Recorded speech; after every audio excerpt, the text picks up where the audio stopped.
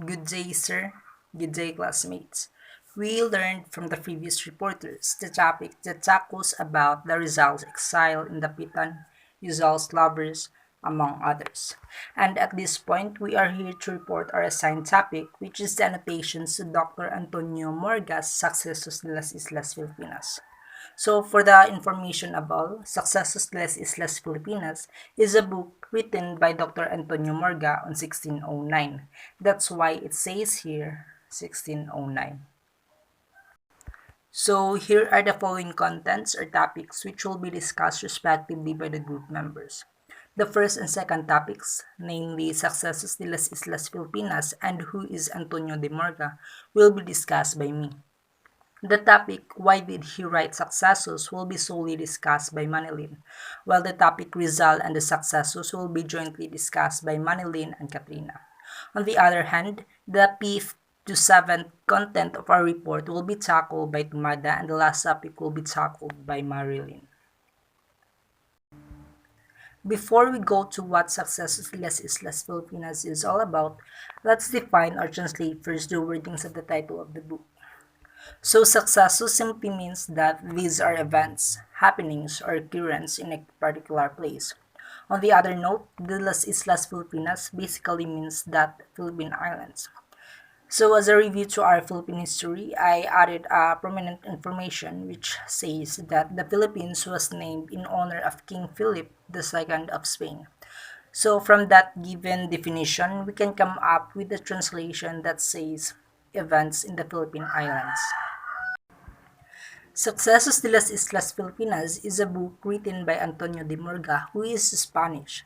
That's why it is an account of Spanish observations about the Filipinos and the Philippines. Sucesos de las Islas Filipinas, or Events in the Philippine Islands, is considered one of the most important works on the early history of the Spanish colonization of the Philippines, because it is one of the first books that talks about the Philippine history. So the book describes the events inside and outside of the country from 1493 to 1603, including the history of the Philippines. So the scope of the book is the political, social, and economic aspects of the conquerors and the conquered.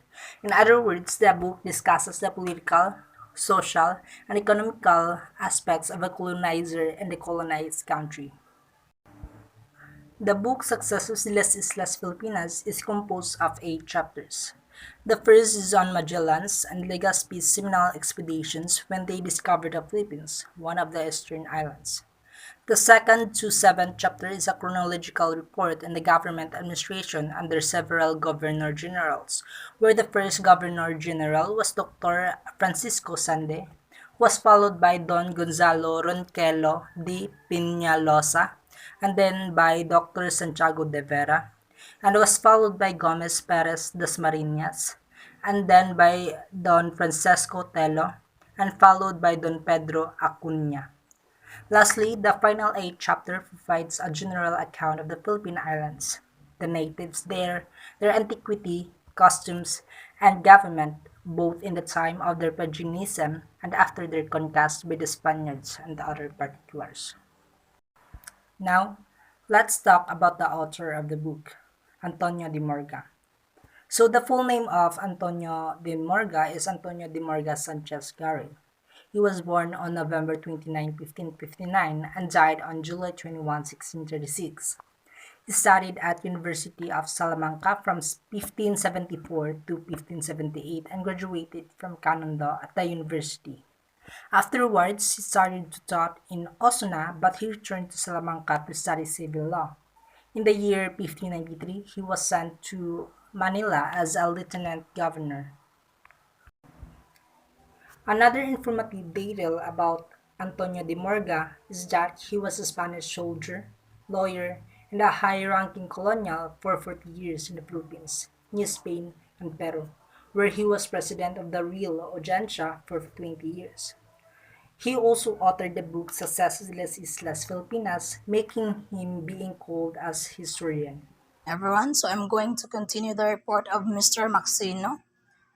Sucesos de las Islas Filipinas, or Events in the Philippine Islands. This book is a narrative observation about the Filipinos and the Philippines from the perspective of the Spaniards. In fact, this book is considered valuable in the sense that it reflects the first formal record of the earliest days of the Philippines as a Spanish colony. This work of Morga is based on documentary research, keen observation by Morga himself, and Morga personal involvement and knowledge. Because with Morga position in the colonial government, he had access to many important documents that allowed him to write about natives and their conquerors, political, social, and economical phases of life from the year 1493 to 1603. The purpose of Dr. Antonio D. Morgan in writing the Sucesos de las Islas Filipinas were to journal the deeds achieved by our Spaniards in the discovery, conquest, and conversion of the Filipinas Islands, as well as various fortunes that they have from the time to time in the Great Kingdom and among the pagan people surrounding the islands, and to provide readers information about the Philippines, Filipinos, and its history. Because the book is a documented events before and during Spanish colonial period in the Philippines. Rizal was greatly impressed by Morga's work that he himself decided to annotate it and publish a new edition. Before ta mo continue, pangutan-on ta mo. Well, nagtopic ta ani, wala ba mo nakapangutana kung unsay or what led Rizal do an annotation? Kay imagine, daghan kayong literature pieces pero ang Sucesos de las Islas Filipinas sa gidyang gipili. Sana all, pileon. No, hilas rapod. So, here are some reasons nga no ag Sucesos de las Islas Filipinas ang iyang gipili. Una, to awaken the consciousness of the Filipinos of their glorious ways of the past. Kay as what I've said earlier, kani nga book nagtell sa histories sa Philippines o sa Filipinos, such as wars, intrigues, diplomacy, and evangelization of the Philippines in somewhat disjointed ways. Ikaduha, to correct what has been distorted about the Philippines due to Spanish conquest. Na-notice ni Rizal nga naay definite bias, a lot of created stories, distorted facts just to fit Morga's defense of Spanish conquest. Maong he meticulously added footnotes on every chapter of the book that could be a misrepresentation of Filipinos' cultural practices, and ija pod gipang komentan even on Morga's typographical errors. Ikatulo, to prove that Filipinos are civilized even before the coming of the Spaniards. Kung nakahinumdum pa mo, pagka-elementary nato, giklase ni siya sa atong hekasi or makabayan na subject. Nga before pa ta gisakop sa mga Kastila na natay gitawag na balangay or barangay na pinamamalaan ng mga dato. Og matod pa ni Rizal, wealthy na mandaan atong ekonomiya before pa mga Kastila nangabot. Maong Rizal argued that the Spanish conquest contribute to the downfall of the Philippines' rich culture and customs. Jose Rizal and the Sucesos de las Islas Filipinas. Pagka May 25, 1888, niadto sa London si Rizal and he spent several months there in three reasons, which are first, to improve his skills and knowledge in English language, second, to study and annotate Morgas Sucesos de las Islas Filipinas, a rare copy of which he heard to be available in the British Museum. Third, London was a safe place for him to carry on his fight against Spanish tyranny. Rizal stayed as a guest at the home of Dr. Antonio Maria Regidor while dito siya sa London. Who is Antonio Maria Regidor? Antonio Maria Regidor is an exile of 1872, a practiced lawyer, diplomat, and propagandist in London. He is also born in Manila on April 16, 1845. He defended Jose Rizal when the latter was implicated after an arrest aboard the Spanish vessel Colon, but the Spanish court denied his defense. Siya pud ang nangako kay Rizal na kapag naka-recovered kuno siya diretso sa investment niya sa libro, tungaon kuno nila ang kita sa pagitan ng author at publisher, ngunit nag-back out siya nga wala nagpaliwanag unsay rason kung ngano. Then by the end of May, he found a modest boarding house located at number 37 Chalcot Crescent, Primrose Hill, near the public parks, and was within easy walking distance sa British Museum, where he expected to do much research work. Nga agtag iya mao ang Beckett family, mao na ang border siya sa Beckett family. That's all, thank you. Why did Rizal annotate the book of Morgas will further explain later by Mr. Tomada. Good morning, everyone. I am Katrina Sarmiento, and I'm going to continue Miss Manilin's report. So, in August, Rizal was admitted to the British Museum. So, ngano kaha nga tuaman si Rizal sa British Museum? So, the reason is, the British Museum has available copy of the rare history book of Antonio de Morgas, which is katong Sucesos de las Islas, Filipinas. So, kay tuaman yan to ang book nga gipangita ni Rizal. He spent much of his time in the British Museum looking for valuable pieces of historical literature about the Philippines.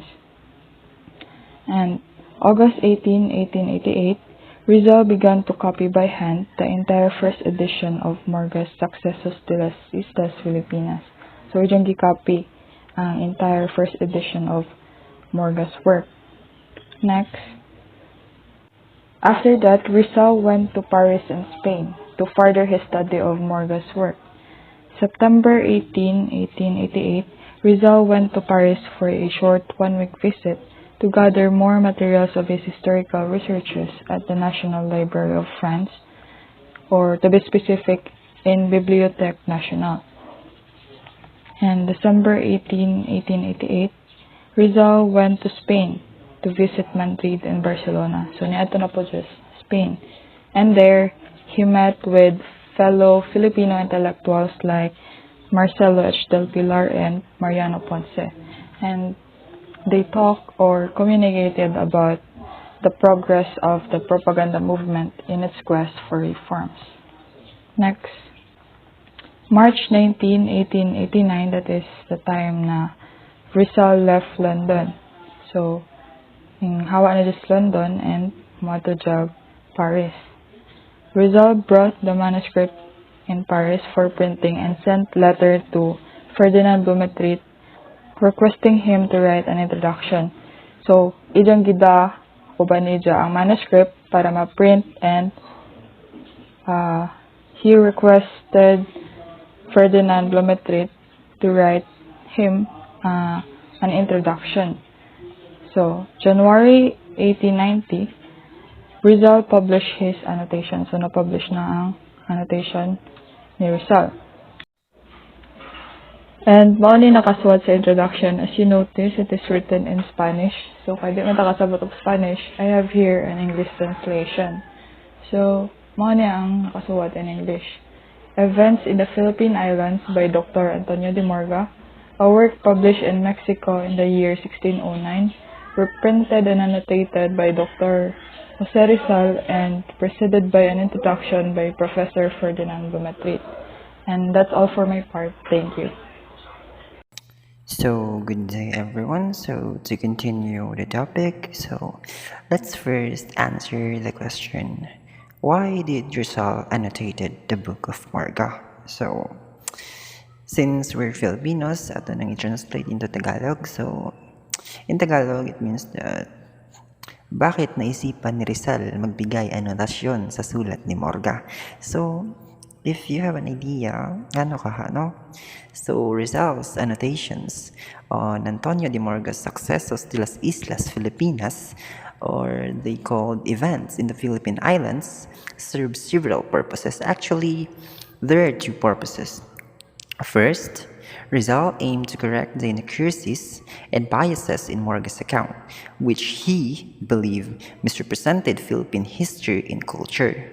Rizal saw Morgas' books as an opportunity to provide a more accurate and objective portrayal of the Philippines and its people to a wider audience, particularly the Spanish authorities who governed the archipelago at the time. No? So the second is Rizal's annotation were part of his larger project to awaken the Filipino people para gisingin tayo sa katotohanan, to their history and identity as a nation by highlighting the achievements and cultural heritage of the pre-colonial Philippines as well as the injustices and abuses inflicted by the Spanish colonizers. Rizal aimed to inspire Filipinos to take pride in their heritage, assert their rights, and works toward independence. So, overall, Rizal saw the act of annotating Morgas' book as a means of reclaiming the Philippines' history and culture from the distortion and biases of colonialism, and promoting a sense of national identity and pride among Filipinos. So, in continuation, let's proceed. So, Rizal's Morgas. So, what does Rizal Morgas mean? So, Rizal's Morga refers to the own edition of Rizal of the book titled Sucesos de las Islas Filipinas, or they call events in the Philippine Islands, written by Antonio de Morgas. So as we all know that Antonio de Morga is a Spanish lawyer and magistrate who served as Lieutenant Governor of the Philippines from 1595 to 1603. So the book was published in Mexico in 1609 and is considered one of the most important historical accounts of the early colonial period in the Philippines. So next, kay ba naman ta, kita ni Sos Hercel, di ba? Itong pambansang bayani. So, a Filipino nationalist and writer made use of Morgas' book in his own writings, particularly in his annotations to the 1890 edition of Antonio de Morgas' Sucesos de las Islas Filipinas, which titled The Morga and the Philippine History. In his annotations, Rizal criticized the Spanish colonization of the Philippines and challenged the notion that the Philippines was a backward and uncivilized society before the arrival of the Spanish. Rizal also used Morgas' books to argue that the pre-colonial Filipinos had their own system of writing and civilization, which was destroyed by the Spanish.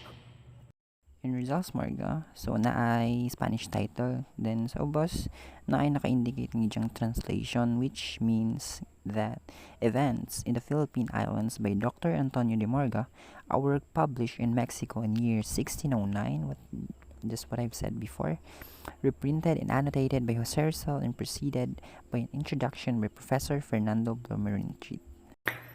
As a conclusion on Rizal's Morga, so Rizal's Morga is an important work in Philippine historiography as it provides a critical perspective on the colonial period and challenges the dominant Spanish narrative of Philippine history. So let's proceed on the next question on why didn't Rizal use his own language to write? So, makapunta na budang Spanish man instead of Filipino. So, the purpose of rehearsal and why he used it in Spanish, because Spanish was the language that was commonly used by the educated elite during his time, and it was also the language of the government and the church in the Philippines. Rizal wanted to reach a wider audience, including Spanish officials and intellectuals, to educate them about the true history and culture of the Philippines.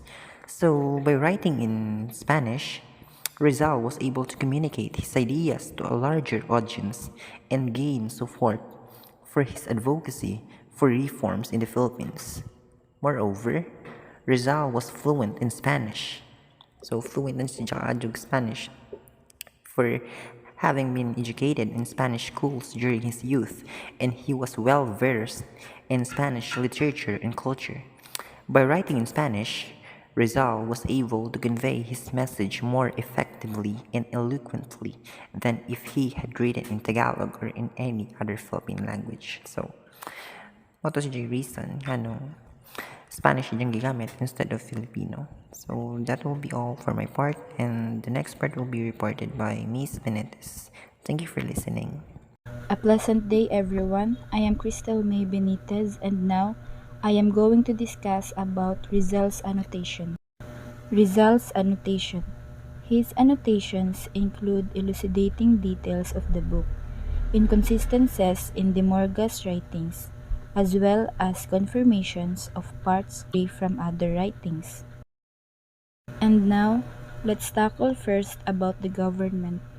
According to Morga, there were neither king or lords to rule them. Instead, they considered principal among the natives. According ni Morga, diri sa government system sa Philippines, walay mga kings or lords nga mo rule sa mga katawhan dire. But instead, ang tawag sa mga namumuno diri sa Philippines is punong guro. Morga was critical of the system of government, which she said barely existed because there were no powerful figure that ruled over myriads communities, most of them coastal, each with its own set of leader. According to Rizal, he agreed that there were no such kings. He argued that it was better that way. Why should the communities be beholden to one ruler who didn't even live among them and was not familiar with their needs and problems? How could we have solved dispute, meet justice, implement policies if he didn't live in that community? Based on a statement of Rizal, mas better if wa joy kings or lords nga nagrule sa Philippines. Kay nga nang gustuhon man sa mga katawhan nga pamunuan sila sa usa ka particular nga tawo nga wa nila nakauban ug wa pud masayod sa ilang kahimtang. According to Rizal, in Tagalog, a house is called pamamahay. It is impossible that bahandin has been printed for bahayin because it is an obsolete derivative. But Rizal argued with the statement of Morga nga sa Tagalog sa house is called pamamahay, not bahandin. Imposible man god matud ni Rizal nga bahandin ang tawag sa bahayin kay wala naman gigamit ang bahandin nga term. Asawa is the term called for the wife of a native man. A Filipino woman helps her husband and is not seen as a burden when they get married. To a man, marrying means getting introduced to a lifestyle that a bachelor is not accustomed with, especially in terms of financially. The third is pre-colonial slavery. According to Morga, namamahay are those who help build their master's house and serve their master when the master requires them to, without compensation. But, according to Rizal, namamahay slaves still exist, but they are now called kasama. They are now treated like a family. The fourth is food. According to Morga, they prefer to eat salt fish which begin to decompose and smell. But according to Rizal, it is called bagoong, and all those who have eaten it and tasted it know that it is not or ought to be not rotten. Last is death and customs for the body. According to Morga, they buried their dead in their own houses, keeping their bodies and bone for a long time in boxes and venerating their skulls. According to Rizal, we find it much more natural and pious to venerate the remains for our loved ones than those fanatical martyrs whom we have no dealings and who probably will never remember us. To foretell the destiny of the nation, it is necessary to open the books that tell of its past. The past reflects the present and predicts the future. Sure thing is we are born in a long struggle. We must know first how we gain the present by looking back from the past and learn from it to foresee the future. Rizal's time, when he was still alive, he saw nothing but only trickery, meanness, subterfuge, disparity, and falsehood of the colonial policies of the Spanish. And that will be all, guys. Thank you for your time and thank you for listening. God bless us all. Mabuhay kayo mga future CPAs.